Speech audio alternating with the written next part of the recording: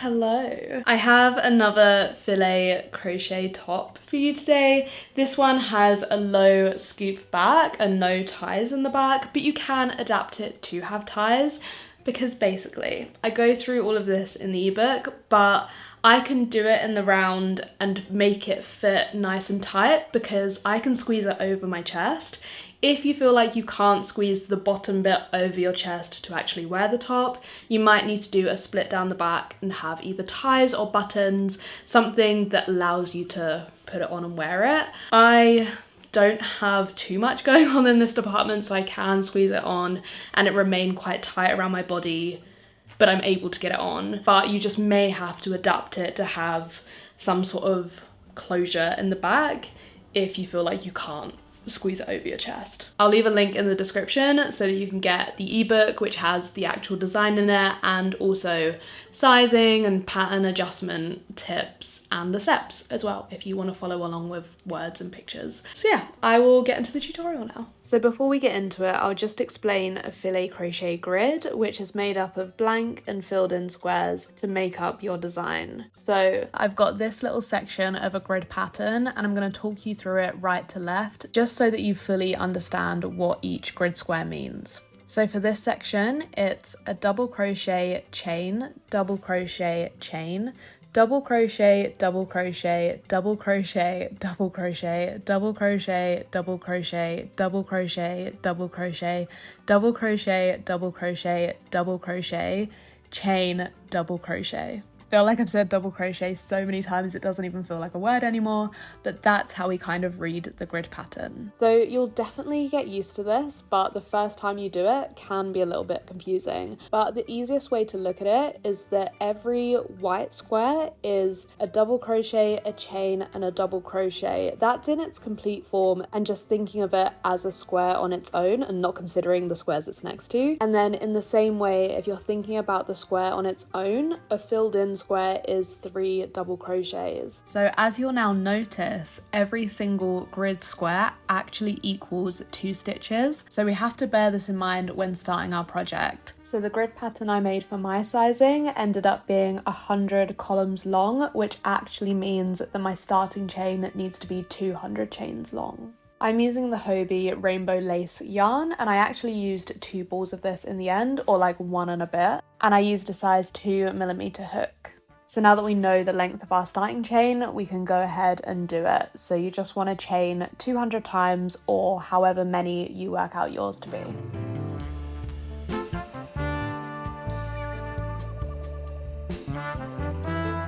Because the bottom of this top is going to be in the round, we need to attach our last chain into our first chain with a slip stitch. Ignore this step if you're not connecting them in the round.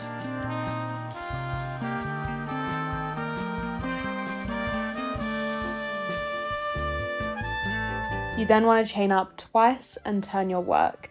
That's because we're going to be going back and doing a double crochet all the way around this chain. If we were doing a gappy double crochet where we've got a chain in between, we would chain up 3 times, but because we're doing double crochet after double crochet, we just want to chain up a couple of times. If you're not doing this top in the round, then when you reach the end of your chain, you simply chain up and turn your work without slip stitching into the first chain, but you will need to add a couple of turning chains, so just work this out based on your project. To do a double crochet stitch, you simply yarn over, push through a stitch, pull back some yarn, yarn over, pull through, yarn over, pull through.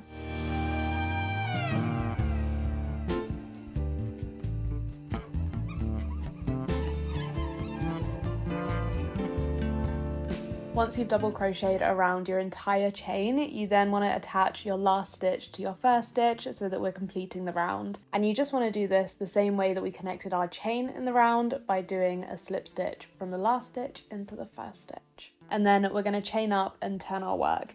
Again, if you're not doing this in the round, you skip the slip stitch and just chain up and turn your work. So now that we're starting with our grid pattern, we want to work out whether our first stitch is a blank stitch or a filled in stitch. If it's a blank one, you want to chain up 3 times to account for that extra gap. and then you want to skip 2 stitches and double crochet into the third one along. This is because one of the stitches, your chain is acting as the stitch, the next one along is the gap you want to miss, so then we want to do our stitch into the next one from that.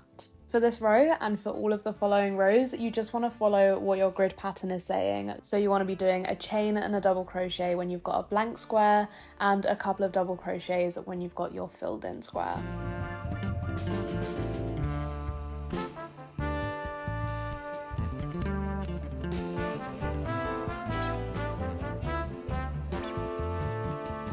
So you can see here I've started my pattern. I've got mainly blank squares, but a couple of filled in squares. Here I've got 2 filled in squares, and this equals 5 double crochets. So for your number of filled in squares, you always want to double that and add 1, because you know that it's just sharing a stitch with another square somewhere. So this is how I always make sure I'm staying true to my pattern. If I know how many filled in squares there are, I just count them up, count my stitches, and you want your stitches to equal double the amount of squares plus 1. And I'll just show you a little comparison to how my stitches look and how it looks in the grid, so you can see how they're matching up. Once you've followed your grid all the way around the round, or if you're not doing this in the round, all the way across the row, you then want to again slip stitch from the last stitch into the first stitch. And you can actually see here that I've got an incorrect number of stitches, so I'm having to skip 2 stitches at the end to make my pattern right.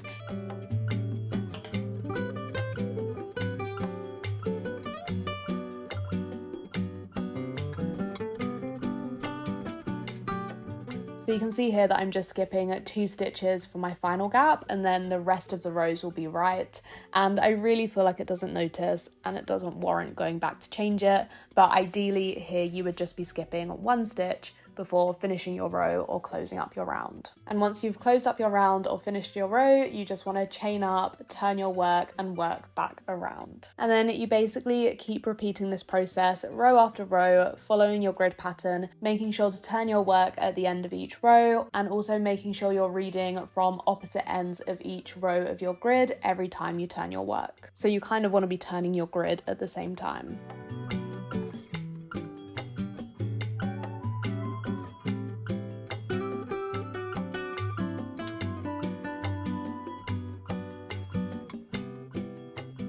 So once you've repeated this process row after row, you then end up on your final row of your round, or the final row of the body piece of the top. You then want to close up this round the same way that we always do, by slip stitching from the last stitch into the first stitch. Once you've done that, you want to chain a couple of times, cut the yarn, and pull it through to secure a knot. This completes the lower body bit of the top. If you're doing this as a panel rather than in the round, this still completes your lower body bit of the top, and you'll come back to this and finish it later, but I go over all of that in the ebook. And then I just mark where I want my front panel to go with some stitch markers. I did have a rough idea before I did this, but you can see I've marked on some rows in red on my pattern. This is because I actually accounted for too much space, and my stitch markers ended up being closer into the middle flower than I had intended. So I just kind of blocked these off on my design, so I knew I was only working in the non-red squares. But the pattern in the ebook is my correct measurements, and then you can add or take away columns as you need. So you can see I easily took away some columns in red there, but you could just as easily add extra columns rather than taking them away. So with a hair grip, I've just marked on my center seam. If you're working as a panel, you don't need to do this because you can see the ends of your rows. But if you've been working in the round and you want to know where your rounds join, then I would suggest marking this on. And then if you change the number of columns in your grid, then you're just going to want to make sure your grid is matching up with your project. So you might have to do a bit of maths here, do some counting, count from your back seam to your stitch markers, and check that this matches the blank gaps on your grid. So what I mean by this is your stitch markers are marking the start of your front section, and you want to make sure that the number of stitches between your stitch markers and your back seam or the end of your row matches this bit in your pattern. Once you're happy that your project is correct to your grid, then you want to go ahead and attach your yarn back onto your project at one of the stitch markers. And the stitch marker is going to be whichever one means that you're going to be working into the correct side of the stitches. I like to attach my yarn back onto my project with a slip stitch. Simply get a slip knot onto your hook, push through a stitch, pull some yarn back with you, and then pull that through the slip knot on your hook. We're then going to chain up 3 times because the first square is a blank square. If your first square is a filled in square, chain up twice. But yeah, we're basically just going to go back to following the grid how we were for the first half of this top. The only difference with what we're doing now, and I guess if you've been working as a panel anyway, then this isn't a difference. So you want to carry on doing what you've been doing, following the grid pattern. But when you get to the other stitch marker on the other side, you want to chain up a couple of times and turn and work your way back, instead of working all the way around the round and continuing that way. We're stopping that. We're doing a front panel where we're going row by row, chaining up, turning our work, moving on.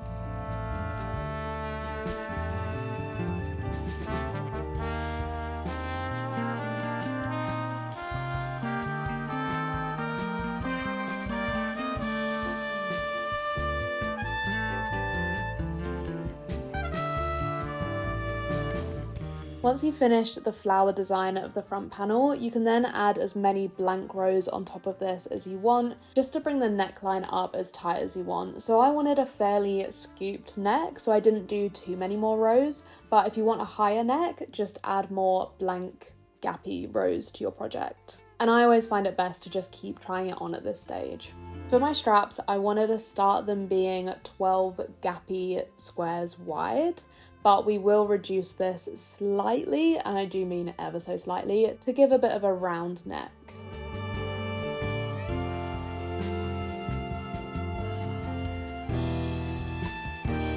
So once you've done 12 squares across for the first row of the strap, you then want to chain up 3 times and turn your work. And then for the first stitch of this row, we're actually going to do a decrease. So you want to yarn over and push through the next stitch along, pull some yarn back through, yarn over again and push through the next stitch along, pull some yarn back through again, and then yarn over and pull through most of those loops, yarn over and then pull through the last 2.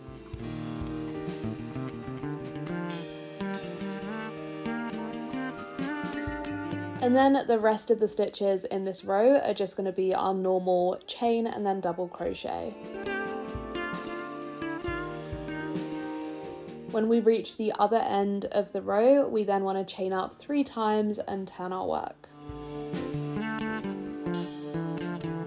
You then want to crochet back down that row, and then I always like to count my stitches, and when I can see that I've got 10, I then finish that row, and that basically means I don't do my last double crochet of the row into the chain of the row before. This is basically because I didn't want to do another decrease, because I do find they look a little bit chunkier than the other stitches and I want this to look as sleek as possible. So you can do another decrease here. I just choose to skip the last chain stitch and I feel like it looks just fine. So we're just going to chain up, turn our work and work back down the row. And now for the rest of the rows of the straps, we're just going to do the exact same process. So we're just going to crochet down the row for 10 squares, chain up, turn the work, crochet for 10 squares, chain up, turn the work. Repeat until you've done this as many times as you need to. My straps ended up being 43 rows long. You can totally do a different number depending on how long you want your straps to be. And also if you've made your grid a different size, bigger or smaller, you might just want to do less or more rows than I did. Once you've completed the first strap, you then want to slip stitch it onto the back of the top. So you can see I've got a few stitch markers here. So I've still got the stitch markers which are marking the sides of my front panel. And then the ones next in from that are the ends of where I want the straps to go. The next ones in are the other side of the strap. And then between that is just the scoop that you end up with. So where you place these stitch markers is really dependent on how wide you want the opening of your back to be. The further apart you place the middle two, the wider the open back section is. Once you've decided where your stitch markers are, you then want to slip stitch your straps in place. So you just do this by pushing through the stitch of the back section of the top and then the stitch of the strap, pulling some yarn back through and then pulling that through the loop on the hook. And then you just want to slip stitch all the way across. So I did a slip stitch for each stitch and then each chain as well, just to make sure it was really secured on. You probably could just do a slip stitch for every double crochet stitch, but I just like to make sure, like when I've gone through all of this effort to make a top, I like to make sure I don't cut corners on things like attaching the straps on. Once you've reached your other stitch marker, this should mean that you've slip stitched the entire strap in place. To finish off this row of slip stitching, we're just going to do what we always do to secure the yarn, which is chain, cut the yarn and pull it through to secure a knot. And then the second strap is very much a similar process, but we do need to attach our yarn back onto the front panel to start creating the strap. So you want to count 12 squares in and then attach your yarn here. I'm then chaining up 3 times to act as my first stitch, and then we're going to crochet along to the end of the row, which should be 12 squares.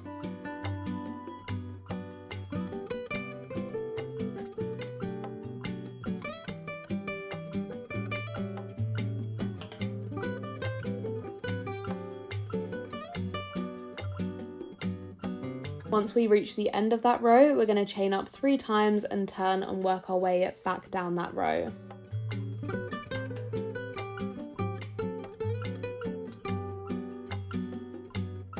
To match what we did on the other side of the strap, we're going to finish this row with a decrease. So we're doing this in the same way as before, where we yarn over, push through, pull back some yarn, but we don't finish the stitch. We're yarning over again, pushing through the next stitch, pulling some yarn back, yarn over, pull through most of the loops, yarn over, pull through the last 2.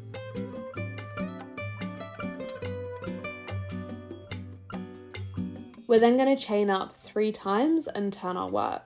And then the process is very much the same as the first side, so we're just going to carry on crocheting row after row until we reach 43 rows for the strap. The most important thing with the straps is just making sure they're the same length so that we don't end up with uneven straps. And again, we just slip stitch it to the back of the top like we did with the first one.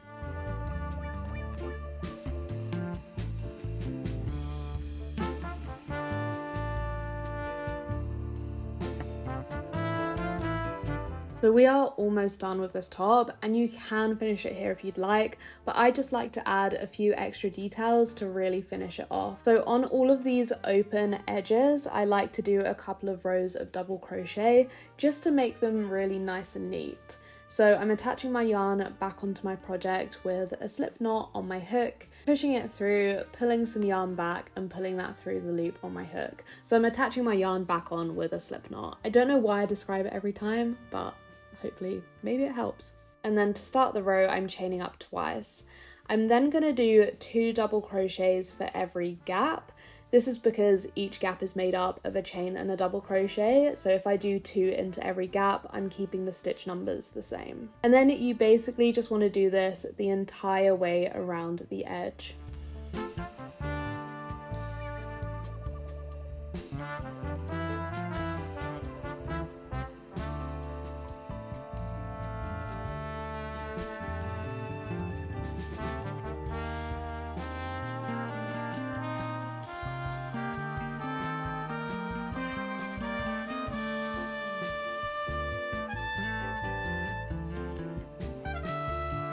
Once you reach your first double crochet stitch, we're then going to join the round. So we're going to slip stitch from our last stitch into our first stitch, chain up twice and turn the work. And then we're going to double crochet into all of our stitches that we've just done. I do 2 rows of double crochet. You could finish it just after this one, or you could do more rows if you feel like it. I always feel like 2 just looks nice.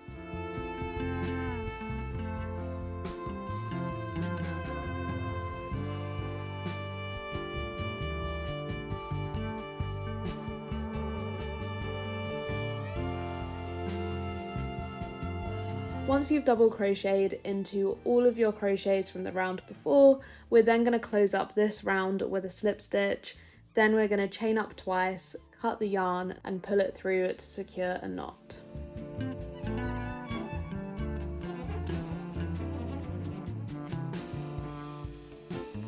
And then you want to repeat this same process on the armholes until all of your open edges are looking like this. Once you've weaved in all of your loose ends, the top is finished. I actually have a bralette that fits perfectly under this top, so I didn't need to line it.